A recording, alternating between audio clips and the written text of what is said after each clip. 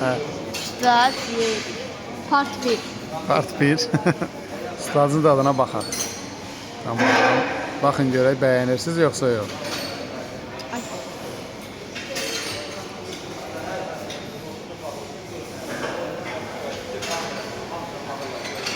Sevdik, sevmədik. Sevmədim.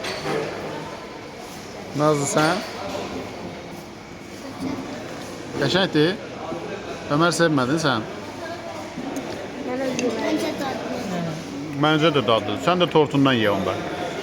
Sən də ballı tortunu test elə gör dadı nətərdir. Mən də şokoladından yedim. Özüm yiyəcəm. Yaxşı ye. Nə ilə yersən qızım?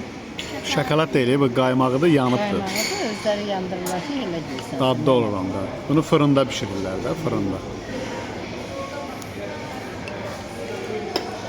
Qəşəngdir ki, dadı. Sevmədin? Ömər artıq tortu parçaladı. Tortun dadını dedi. Necədir dadı? Ha, bu ballı tort xoşlayandır. Bax da sən də dadına. Burada sevmirsən. Mən demişəm axı Hə, yadıma düşdü. Ye qızım, ye. Tortun da dadına baxmaq istəyirsən? O sevilirəm. Sən sevmirsən ballı dadı. Yeyə bilərsən? İndi sütlacı məsləhət görürsünüz dostlarınıza yesinlər, yoxsa yeməsinlər? Yesinlər.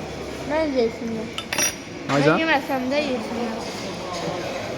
gözəl söz dedim amma. Mən yeməsəm də Mən yesinlər. yeməsəm də yesinlər. Tamam. Şey söz dedim. Bu da geçsin yaddaşa. Dostlarınız baxar.